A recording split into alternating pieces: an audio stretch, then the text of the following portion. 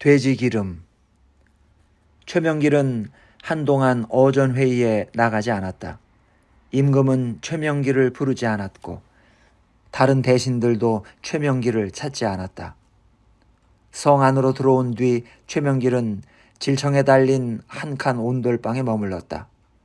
질청은 30평 대청마루를 가운데로 해서 온돌방이 동서로 5칸씩이었다. 호종에 들어온 당상들 중에서 내직 문관들이 온돌방을 한 칸씩 차지했고 젊은 육품 간관과 호조의 관원들은 사랑채와 행랑을 차지했다. 부리던 노복이 성첩으로 끌려간 뒤 최명길은 손수 걸레를 빨아서 방바닥과 툇마루를 닦았고 문풍지로 바람구멍을 막았다. 최명길의 방 한 칸은 세간이 없어 돛박처럼 보였다. 지필묵이 놓인 서안 한 개와 횃대에 걸린 조복 한 벌이 전부였다. 한 칸 방은 정갈했고 비어서 삼엄했다. 질청에서 기식하는 신료들은 아침에 행궁으로 들어갔다가 오후에 돌아왔다. 대낮에 질청은 조용했고 햇볕이 마루 깊숙이 들어왔다.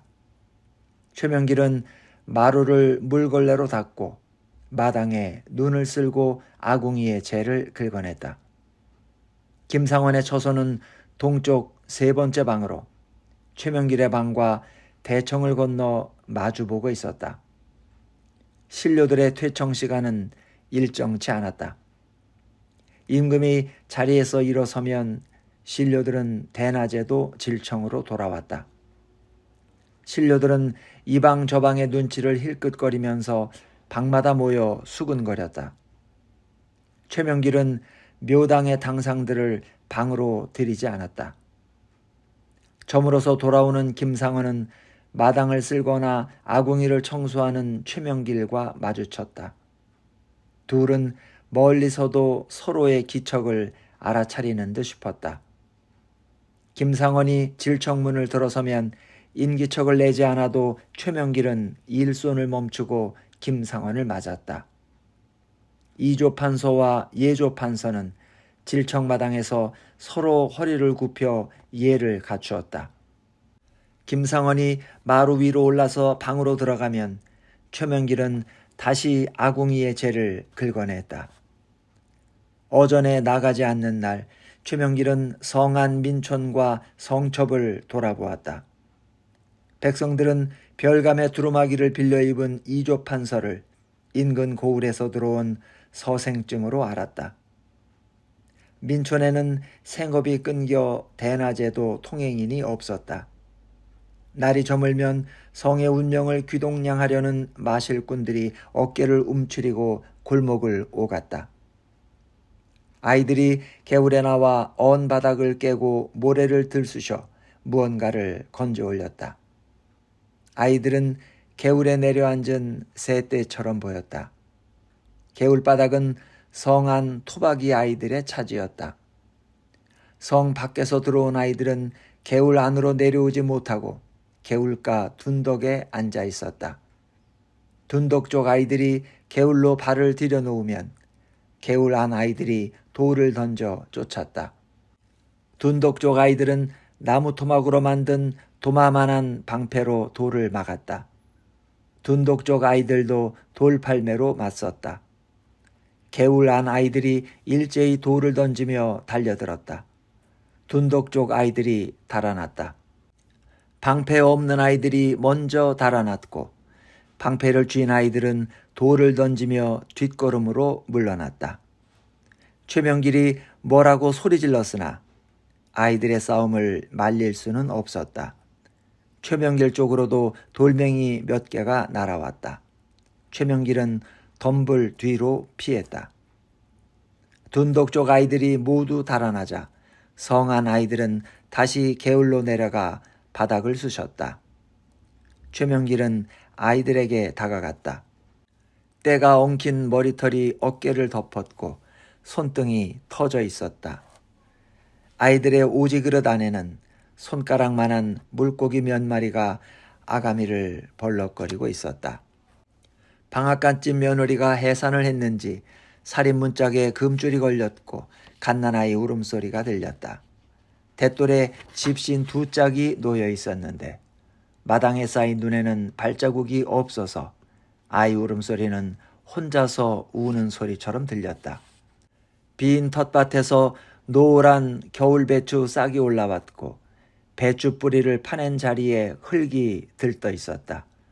신발 안에서 시린 발가락을 꼼지락거리면서 최명길은 질청으로 돌아왔다. 격서가 공포되자 당상들의 성첩 순시가 잦아졌다. 임금이 자리에서 일어서면 어전회의는 끝났다.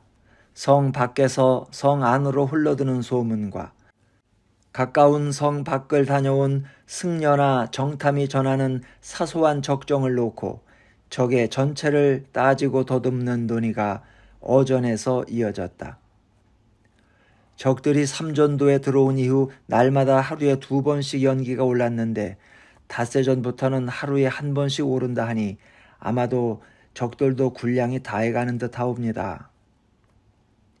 밥은 1번 지어서 2끼를 먹을 수도 있고 또 여지는 날곡식도 잘 먹는다 하니 어찌 연기의 횟수로 적의 군량을 가늠할 수 있겠나이까.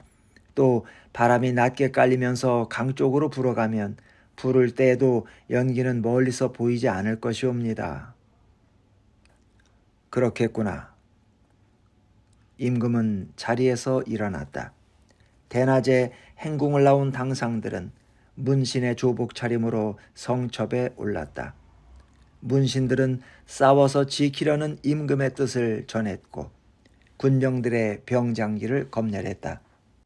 성벽 밖에서 이따금씩 작은 교전이 벌어질 때 문신들은 군장의 방패로 몸을 가리고 성 밖을 향해 고함을 지르며 독전했고 동작이 굼뜬 초관들을 가리키며 군장을 나무랐다. 문신들은 성첩에서 본 일들을 어전에 고했다. 동장대 앞문에서 남문 사이의 성첩에는 총에 탄약을 제지하는 자가 20이었고 총열이 깨진 자가 5, 화약 주머니가 없는 자가 7이었사옵니다. 싸워서 지키려는 전하의 뜻이 군병들을 격발시켜 대의를 위해 죽으려는 듯 장하오나 손이 얼어서 총을 쥐지 못하니 딱하옵니다. 병조판서 이성구가 어전에 아뢰었다. 지금 사대부들이 성첩에 올라와서 한 가지를 보면 10가지를 말하고 문자를 써서 무식한 군병들을 꾸짖고 조롱하며 주역을 끌어대며 군의 기륭을 입에 올려 군심을 불안케 하니 사대부들의 성첩 출입을 금하여 주소서. 임금이 대답했다. 내 짐작했다. 채찰사가 조치하라. 성 안에는 사약이 없으므로 최명길은 삼전도 적진이 내려다보이는 서장대 마당에서 참수로 처형될 것이며 20액이 나장들을 지휘해서 사형을 집행할 것이라는 소문이 성첩에 돌았다. 격서가 이미 공포되었으므로 소문은 어명보다도 더 확실하게 닥쳐올 사실로서 성 안을 침묵시켰다. 20액이 군병들을 꾸짖고 벌하였으나 소문은 막을 수 없었다. 20액은 사람을 보내 최명길을 서장대로 청했다. 마땅히 내려가 봐야 하겠지만 군장으로서 장대를 비울 수 없으니 성첩으로 올라와 달라는 전갈이었다. 20액은 최명길보다 5살 연상이고 둘은 청년 시절 동문 수학한 벗이었다. 20액은 문과에 급제한 유생이었지만 일찍이 문안의 나른함과 풍류의 어지러움을 떨쳐내고 뒤엉킨 세상의 한복판으로 걸어나와 무인다운 삶을 열어나갔다. 둘은 서로 예를 갖추어 어려워했고 만나서 문장을 논하지 않았다. 성 안으로 들어온 뒤 묘당의 논의들이 어지럽게 엉키자 둘은 한 번도 사사로운 자리에서 만나지 않았다. 최명길은 행궁 뒷담을 돌아서 서장대로 올라갔다. 20액은 서장대 마당에서 비장 3명을 데리고 동상에 걸린 군병들의 상처를 싸매고 있었다. 임금이 격서를 공포하고 군사를 호귀하던 날 20액은 돼지를 삶은 가마솥에 엉긴 기름을 걷어내고 무명천을 그 기름에 쟁여놓았다. 동상에 걸린 군병들이 줄지어 늘어섰고 비장들이 기름 먹은 무명천을 잘라서 환보를 싸매 주었다. 손발을 들이미는 자도 있었고 고개를 돌려 귀를 들이대는 자도 있었다. 20액이 대열을 호령하여 환부에 따라 줄을 갈라놓았다. 서장대 문 앞에서 최명길은 20액의 군사들을 멀리 바라보았다. 동상자의 대열은 마당을 빙 돌아서 뒷문 쪽으로 이어지고 있었다. 봉둔한 발에 누더기를 걸친 군병들은 상처 입은 야생동물처럼 보였다. 최명길이 다가가자 20액은 허리를 굽혀 절했고 두 손을 내밀어 맞잡았다. 20액의 비장들이 최명길에게 굴레를 바쳤다. 돼지 기름이 효험이 있소. 나는 의수를 모르오만 내이가 그리 일러주었소. 20액은 최명길을 장대 마루 옆에 달린 온돌방으로 인도했다. 비장이 군조를 시켜서 술상을 차려왔다. 조 껍데기 술에 돼지비계가 안주로 나왔다. 군영에 아직도 술이 있구려. 지난번 호계 때 쓰고 남은 것이오. 최명길이 술잔을 받아 마셨다. 차가운 술에 오장이 진저리를 쳤다. 어찌 부르시었소? 아무 일도 아니오. 소문이 하도 흉해서 갑자기 대감의 얼굴이 보고 싶어지더이다. 수호사께서 내 목을 집행하리라는 소문은 나도 들었소. 나도 수호사가 보고 싶었소. 서로 보고 싶었다니 소문이 들어맞을 모양이오. 둘은 껄껄 웃었다. 웃음 끝자락이 허허로웠다. 최명길이 말했다. 내 목이 성을 지킬 만한 값이 나가겠소. 아마도 못 미칠 것이오. 허나 어찌 대감께서 뜬 소문을 옮기시오. 수성은 오직 출성을 위한 것이오. 최명길의 얼굴에 흐린 웃음기가 번졌다. 그럼 내 머리를 들고 출성을 하면 어떻겠소? 말씀이 너무 거칠구려. 지금 싸우자고 준열한 언동을 일삼는 자들도 내심 대감을 믿고 있는 것 같았어. 충렬의 반열에 앉아서 역적이 성을 열어주기를 기다리는 것 아니겠소. 이 성은 대감을 집행할 힘이 아마도 없을 것이오. 수호사는 어느 쪽이오? 20액이 대답했다. 나는 아무 쪽도 아니오. 나는 다만 다가오는 적을 잡는 초병이오. 최명길의 목구멍 안에서 뜨거운 것이 치밀어 올랐다. 조선에 그대 같은 자가 100명만 있었던들. 최명길이 다시 잔을 들어 마셨다. 술은 차가웠고 몸에 다급했다. 둘은 한동안 말없이 마주 앉아 있었다. 20액은 삼전도 청병의 진지에 정탐을 운영하고 있었다. 성 밖으로 내보낸 정탐은 돌아오는 자도 있었고 적진의 투항에 적의 정탐이 된 자도 있었고 종족을 감춘 자도 있었다. 성 안에 처자식이 있는 자들만을 골라서 내보내도 여러 정탐들은 돌아오지 않았다. 아침에 돌아온 정탐은 청병들이 통나무 속을 파내서 구유통 같은 기물을 만들고 있다고 보고했다. 적진에 매우 가까이 다가간 정탐이었다. 적병 수만 명이 강가에 앉아서 저마다 구유통 같은 것을 하나씩 만들면서 머리에 썼다 벗었다 했는데 아마도 성뿌리에 붙어 성벽을 기어오를 때 머리에 쓰고 돌을 막으려는 물건이 틀림없다고 정탐은 보고했다. 또 삼전도에서 산성 서문에 이르는 길의 중간 지점까지 대형 사다리를 옮겨 놓았고 그 위쪽으로 포로들을 부려서 길을 내고 있는데 사다리를 성벽 밑까지 옮기려는 작업일 것이라고 정탐은 보고했다. 망월봉 쪽은 이미 청병이 꼭대기를 삭평하고 들여앉힌 포대가 성 안에서도 보였으므로 정탐을 보낼 필요가 없었다. 20액은 정탐이 전하는 적의 동태를 최명길에게 설명했다.